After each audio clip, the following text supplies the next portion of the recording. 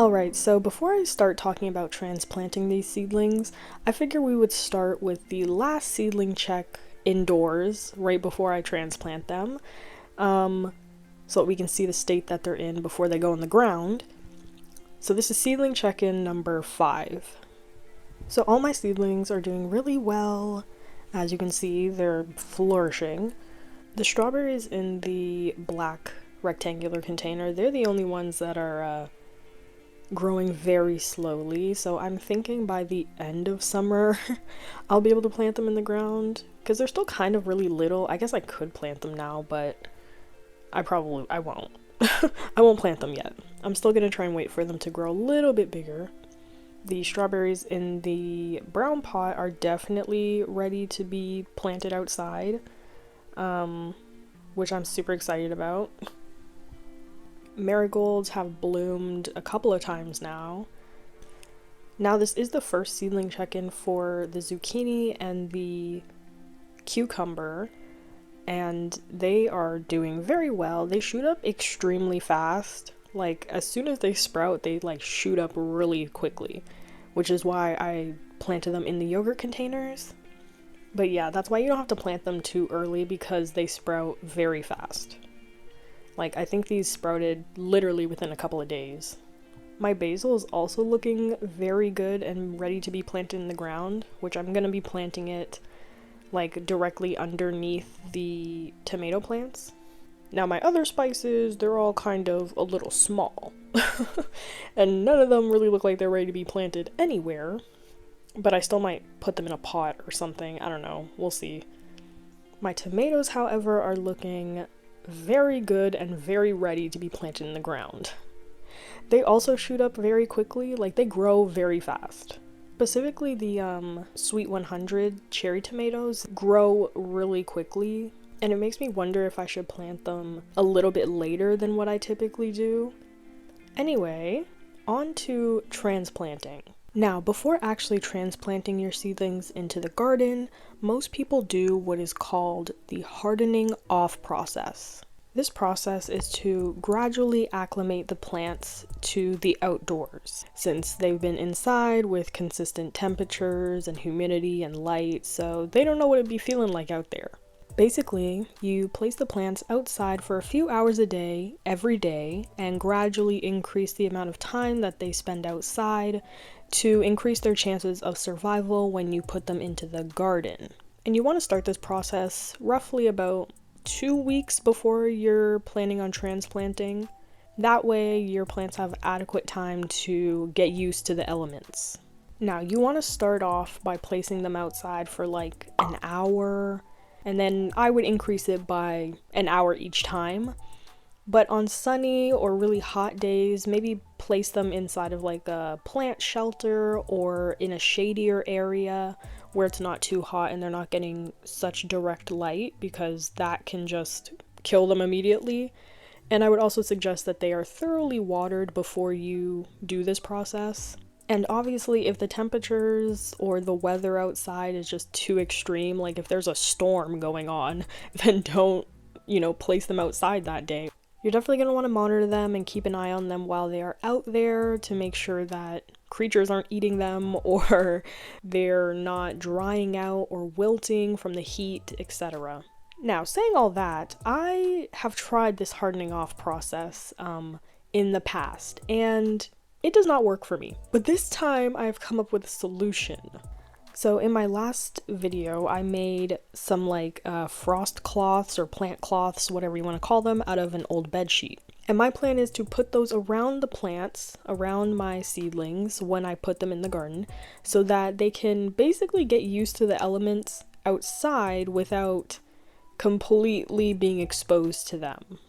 But now let's actually get into me transplanting these seedlings into the garden. First and foremost, if your seedlings are ready to be transplanted and you're still concerned about the weather outside, if you're not sure if it's too early or not, a good tip that I heard, I think on TikTok or something, that if there are dandelions growing outside, then the ground is warm enough to start planting in. That being said, the first things I'm planting are my zucchini plants. I'm planting 2 of them, and I'm doing this in the late afternoon. First tip of transplanting that I learned is to plant your seedlings outside either in the early morning or in the evening. You do not want to race the sun, so I suggest the evening. And this is because, like, if the sun is like really high in the sky, that also means that it's probably hot outside, and that is the light is just going to be too harsh for the seedlings, and it might be overly too hot for them. Even if you've done the hardening off process, it will give them a minute to kind of acclimate before they have to face a entire day of being outside. But the area that I'm planting them is shady, so yeah. Another thing, you can plant most seedlings pretty deep in the ground, which helps like stabilize them, as well as some of them, like tomatoes, will grow roots from where the stem is if you plant them deeper. Make sure the soil that you're planting in is wet, okay? Dig the hole, put water in it. You never want to plant in dry soil, because if you're using dry dirt, there will be too many air pockets, and when you go to water them for the first time, it'll like unevenly pack in the dirt, which you don't want, so don't do it. Okay, so after I planted them, and I planted them with a stake so that I could do my little plant cloth tent situation, I had my circle cloths cut out, pre-cut out, and then I just used a zip tie to zip tie them to the stake. And then to hold them down, I just used more dirt to like cover the edges of the cloth. That way it won't like blow up or anything like that from the wind. Okay, next I'm directly sowing some beans. I guess you could start them inside. I know some people do. So I'm planting some peas and then the rest are beans. And I planted them about an inch deep in the ground, so. And usually these sprout really well. And rather quickly. Like, it only really takes about a week for them to start sprouting, I've noticed. But I do make sure that I go out there like every day and make sure that the soil is wet. Otherwise, they are going to take forever to sprout. Now I am doing my cucumbers. So I have 2 different types of cucumbers. So I'm only planting 2. I only want 2 cucumbers and they're different varieties. But again, I plant them deep in damp soil. And then instead of using like one of my tents, I don't know why I did this. I just was like, this will be easier for me. So after I was done planting, I just used a yogurt container to cover specifically just the cucumbers. I don't know why I didn't use a tent, or a plant cloth, I should say. I was just like, whatever, I got the cucumbers out of these yogurt containers, so I was just like, I'll just use those to cover them from the elements. Now, that was all I planted that day, but about a week later, I decided, let's plant the tomatoes now. Something that was very nerve-wracking for me. So I started off by using, I don't know what this tool is called, but it makes holes in the ground. I already pre-marked on the wood beams that surround my garden, like the garden measurements by square feet.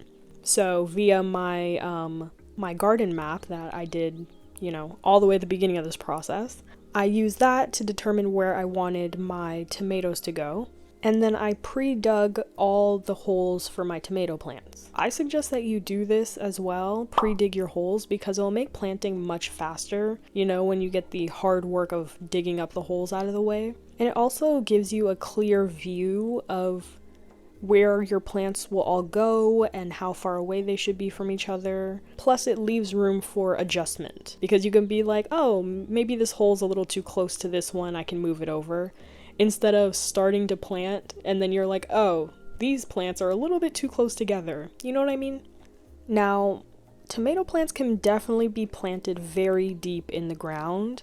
You can also take off the bottom leaves, especially if they're touching the dirt, because that can kind of spread disease and stuff to the rest of the plant.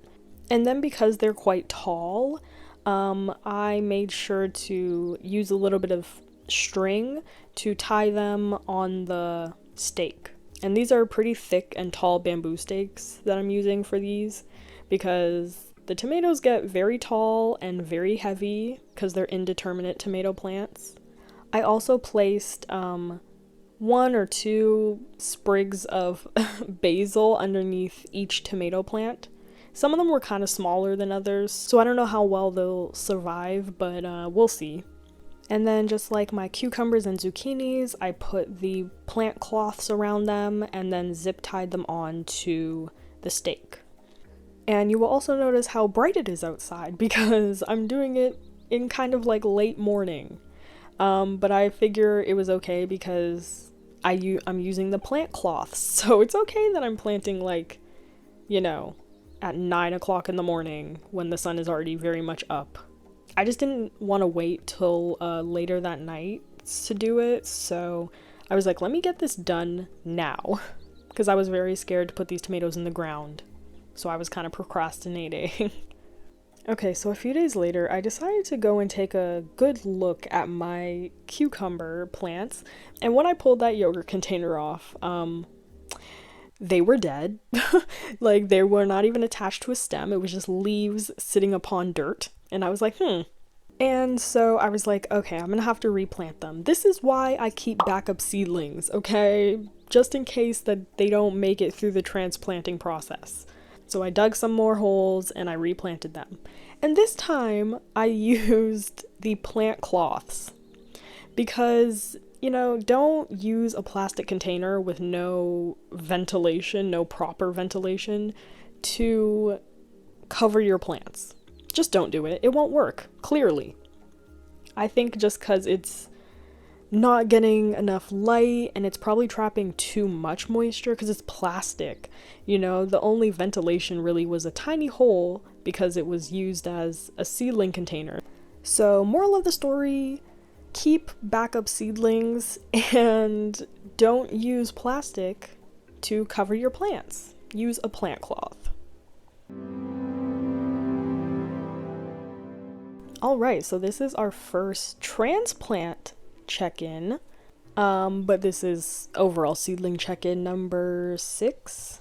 So it's been a few days since I planted the tomatoes, and so I just wanted to take a peek to see how they were doing, and I can already tell that they are starting to harden into the ground. I can tell because the stems are turning more dark green and they're getting a lot thicker. I also decided to fully uncover and keep them uncovered now, my zucchini plants, which have a lot more true leaves now, and they were getting a little too big for the little plant cloth that I had around them. So I was like, let me just remove these. They need full sunlight now. And my cucumbers that I replanted are also doing very well. They have more true leaves, they're getting bigger, so I'm also going to leave them uncovered as well. As for my beans that I planted, ignore all the little helicopter thingies, helicopter seeds that flew off of a tree into my garden. I have to clean all those up, but my peas and beans have sprouted. I like the way the pea plants look. They look really cute. Anyway, more beans are sprouting, and I think I'm actually gonna plant a few more beans, but these are doing really well.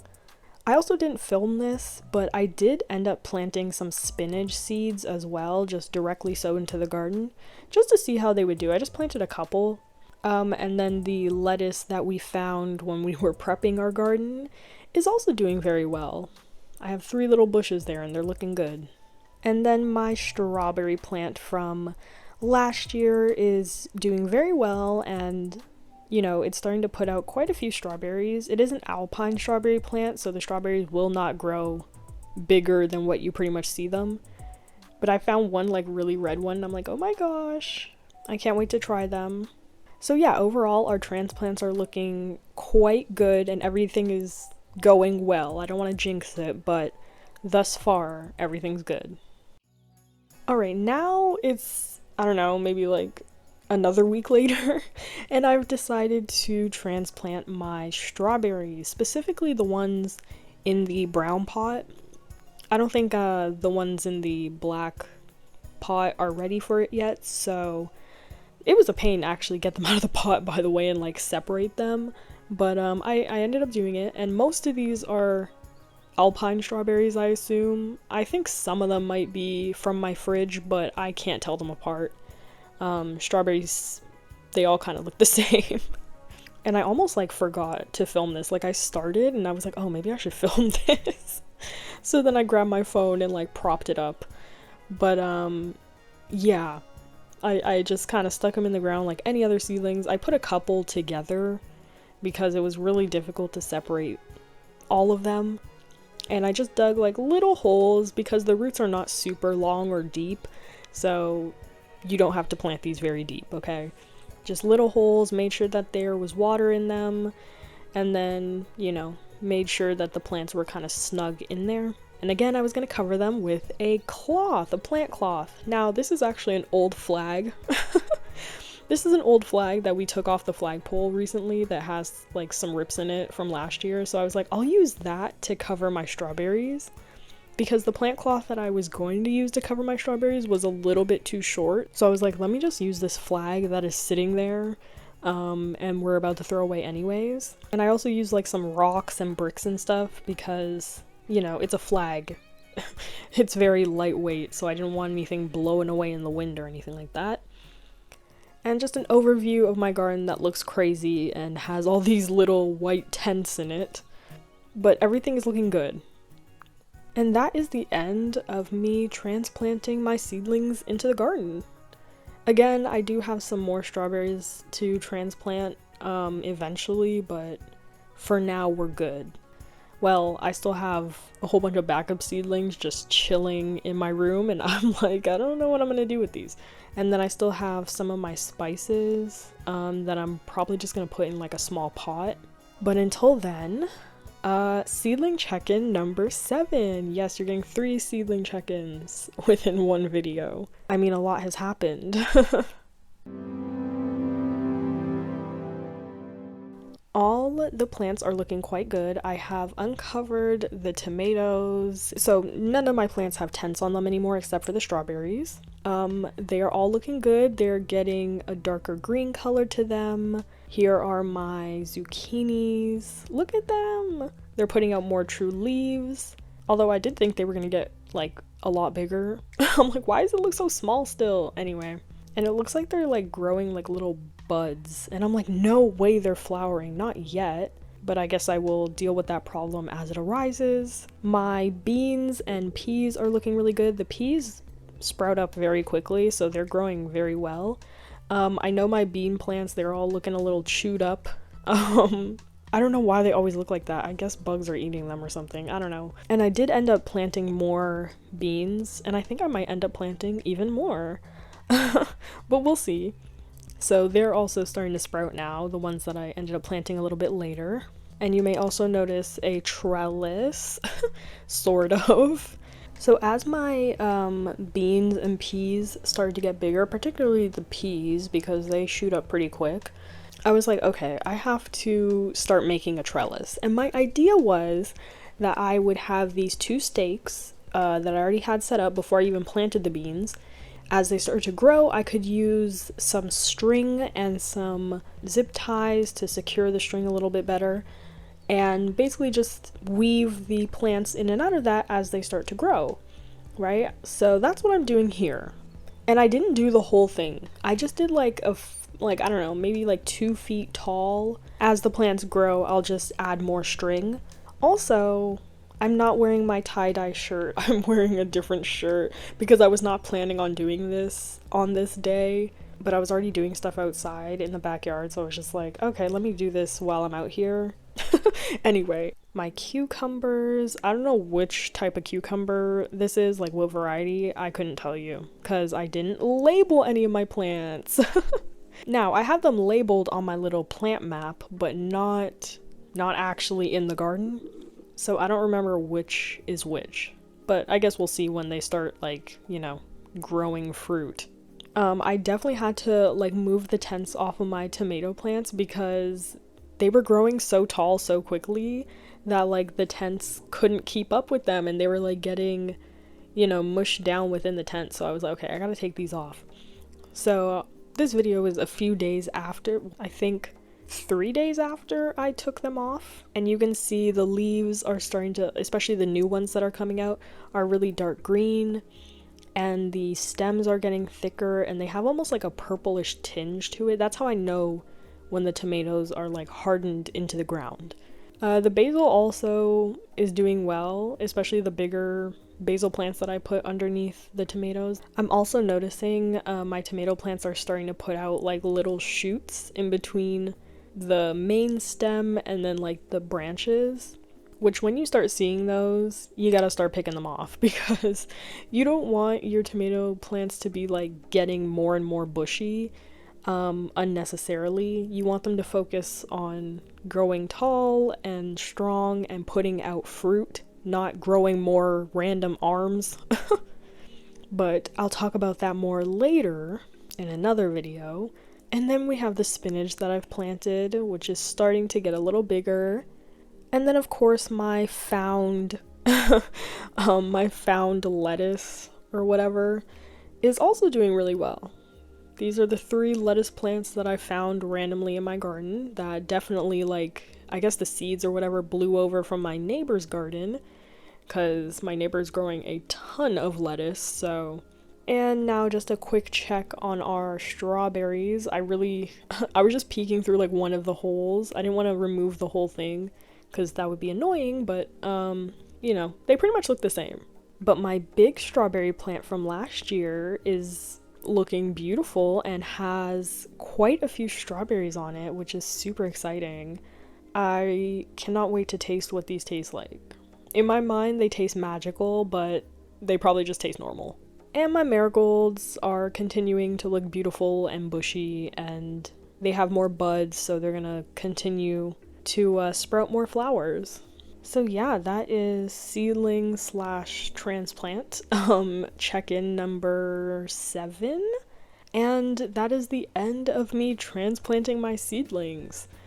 So our next video will be general garden care, and I will continue to do seedling check-ins or transplant check-ins as they continue to grow, and any problems or anything like that start arising, I will definitely let you know. But I will say overall, this transplanting experience has been the best out of my 2 previous years, minus my mistake with putting a plastic container over top of my cucumber plants.